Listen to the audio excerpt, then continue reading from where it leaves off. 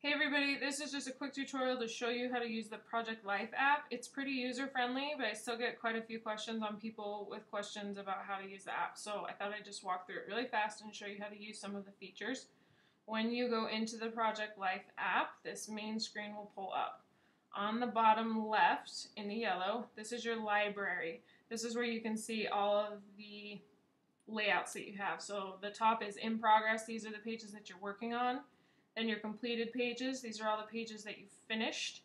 If you just scroll to the left, you can go through all those, or if you click more options, then you can see the pages this way that will show you. And then if you click back to my library, it will go back to this screen. Then you have completed collages. I'll talk more about collages in a minute, but this is where your completed collages will be. Then you can see my kits. These are all the kits that you have. The app comes with, I think, 4 built-in kits already. And then you can purchase more. And down below is more kits. These are the kits that you don't have yet that you can buy. If you push on any one of these kits, it will show you all of the cards that are in that kit so that you can see if you want to buy it or not. So you can buy now or maybe later. And it will bring you back to this main page. If you exit out of that, it will take you back to the main screen. On the top left in the orange, that's where your collages are. So if you want to put multiple photos into one spot, then you can make collages in here. If you click on that grid on the top left, that will let you choose different collage pages. So you can make different collage sizes. And I believe these collages just come built in with the kit. I can't remember. But if you click on any of these layout pages, you can change what kind of collage you make. There's 4x6 collage spots, so it's a 4x6 size. Or there's also 6x8. There's 6x8 Project Life albums, so you can make collages that way too. I know people use these for making quotes, or if you want to put multiple photos on, or sometimes people use them for birthday invitations, where you can put a photo on one side and the text on the other side. And then if you just exit out of that, it will take you back to this main screen. On the top right in the blue, these are your layouts. This is where you'll make all of your pages, is in this section. This is where you'll spend the most time. So this main screen pulls up, and this is the layout that you have selected just by default. If you click on the grid in the top left, first of all, it'll bring up this color palette on the top. There's all these different squares with different colors. So you can change the background color of your page by clicking on these squares. If you want to change the selection of colors, if you push on that gray box with the 3 lines on the top left, it will pull up the kits that you have, and under each kit there are dots, and this is how you change that color palette. So if you pick a different kit, your colors up here will change, and you can pick different colors for your background color. I personally just stay with white. I like things clean and simple, and I can't have too many choices or my head will explode, so I just stick with white. But if you like to change the background color, that's how you do it. Also on the top right, you'll see this little box, the little gray rounded corner box. If you click on that, you can change your corners to square corners or rounded corners. I personally prefer square corners, but I know some people really like the rounded, but that's how you change it. It's just by clicking that box. Now down here at the bottom, you'll see all these different layout choices, and that's how you change your layouts.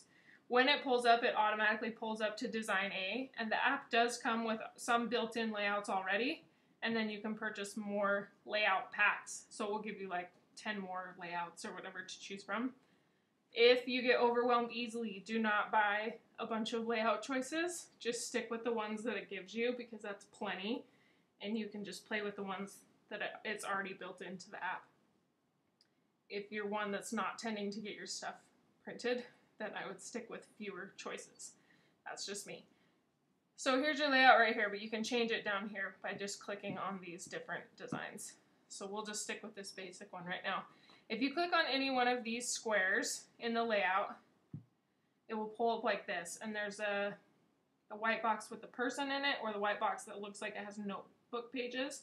If you click on the person, this is how you add photos, and it will pull up all the albums in your photo album on your camera roll. So you can pick any one of these albums to pick photos out of. Here's just a little tip. It can get confusing to remember which photos you've used in layouts if you have a bunch of photos. So what I do is when I'm working on specific pages, I either favorite the photos. So you'll notice when you click on a photo, there's a heart at the bottom. If you click on that heart, it will put things into favorite photos. Or I use Dropbox. That's how I get all my DSLR photos into Project Life app. If you don't know how to use Dropbox, it's super, super easy. And that's how you can pull in photos that are not on your camera roll into the app, is through Dropbox. And I would put the pictures into smaller folders so you can remember what pictures you've used. So I just click on my favorites folder and I'll just pick a photo right here. Then you can push the X or just tap anywhere on the page and it will pull you out of the photo picker. And here's my photo right here. You can click on that photo and hold it down and it will come loose like this, so that if you want to move it somewhere else, you can move it to a different square. If you want to edit the photo, you just tap on it, and in the top left there's this little slider button. If you click on that, you can do the brightness. My guess is most people, if you have dark photos, this brightness thing is super helpful and it will make your photos print better. So if you just add a little brightness to the photo, and then there's this circle that's half light, half dark. If you click on that, you can add some contrast. And that, don't add too much because I think that makes photos look bad. But if you just add a little bit, it will look better in print. The teardrop is saturation. I never mess around with saturation because to me that makes photos look super over edited, and I personally don't prefer that. You can also rotate photos with that little arrow on the right. If you click on that, it will flip your photos around if you want to do that. You can also enlarge your photo. So if you take 2 fingers and push them and then squeeze on the photo, you can make the photo bigger or you can make the photo smaller. And then, well, I'm going to make it bigger, but that's how you do that. Then if you want to insert cards, you can pick on a different spot, and that same thing will pull up the person, the picture, or the notebook pages. Click on the notebook pages, and this will pick up where you get your Project Life cards from. In the top left, it will tell you what kit you're using. So this says Ready, Set, Go. If you click on that, it will pull up all of your different kits, and you can just pick which kit you want. There's 3 different kinds of, that one didn't have it, so let me switch back up. There's 3 different kinds of cards. So there's filler cards, you'll see 4x6 filler cards, there's 4x6 title cards, and there's 4x6 journaling cards. The difference between those, filler cards, you cannot type on them. Title cards, you can type in a select area, and then journaling cards, you can type in a bigger area on the cards because it's meant for journaling. Title cards are more like announcing what it is or what the year is or whatever. Journaling cards are for actually adding a lot of text. So you can pick a card and put it in, and same thing with the photo. If you get it in and you want to move it, you can move it. Now here's a workaround that maybe people don't know. So when I click, say I click on this little vertical box and I want to do, it will only allow me to use filler cards that are formatted for this spot.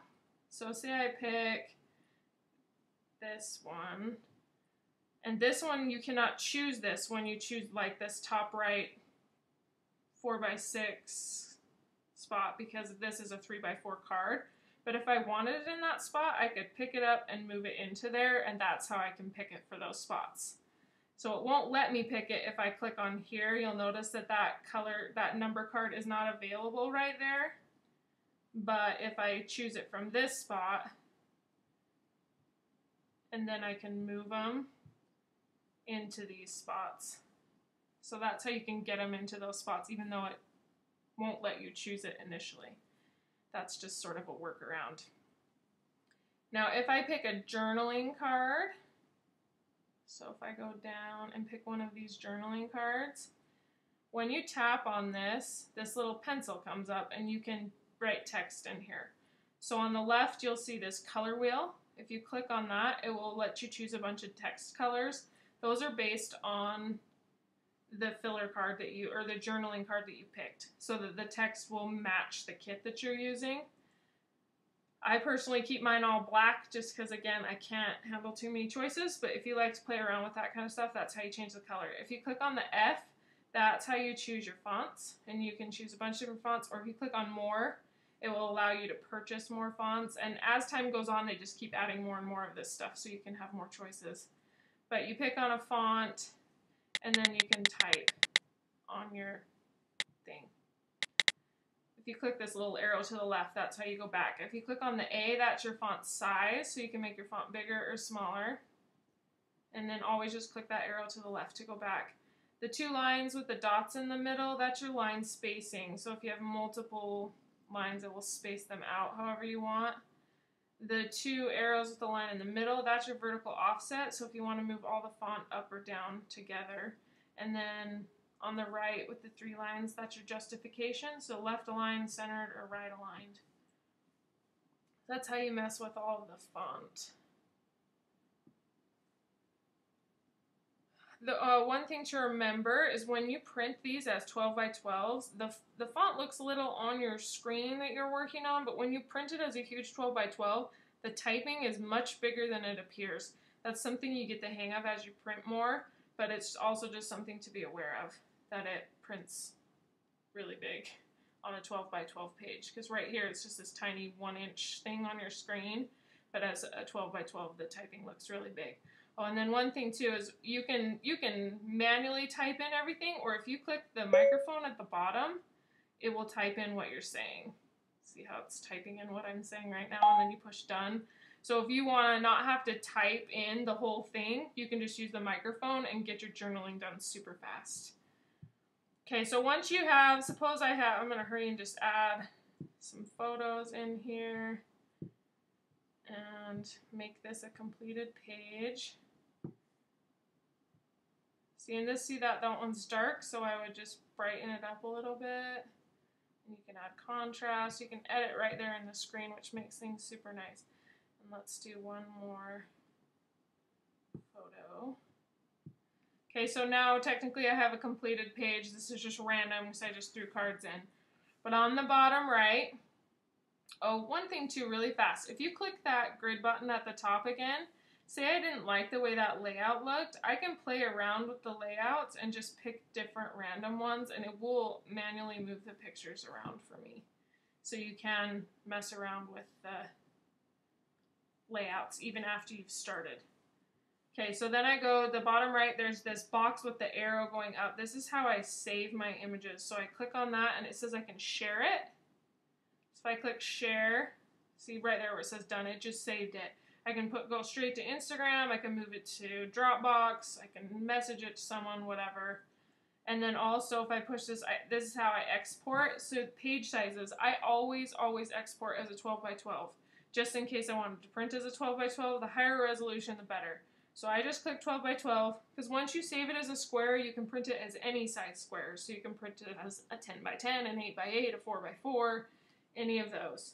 So I've exported it as a 12 by 12, and then I save them to my camera roll so that they will get put into my photos library on my computer. And that's how they get backed up. Because you could get these all saved on your phone. If you're not loading your phone onto your computer, which you totally should be, if you're not, you could lose all of your pages, and that would not be fun to have to redo them. So you just save them to your camera roll, and it saves it into your library, and then if you use iCloud, it's automatically getting put to your computer. That's how you do that. Next thing is that you can order prints straight from the app. So if you go back to this main screen and you click on order prints, it will pull up this screen and you can see my account. And then the first time you use this, you'll set up your account. Then you can push place an order and it will pull up all of the completed pages that I have saved into the app. And so I click on one of those and it will pull up, I can do an 8 by 8 or a 12 by 12. So it just depends on whatever size albums you're doing. The 8 by 8s are 99 cents and the 12 by 12s are $1.99, which is actually super, super affordable for prints that size. You can't even get a 12 by 12 at Costco for less than $2.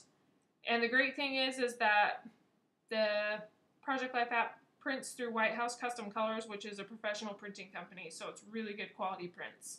I've printed a bunch. I print through them for other stuff, but through the app I've gotten lots of pages back and they look really good. So you just pick which size you want.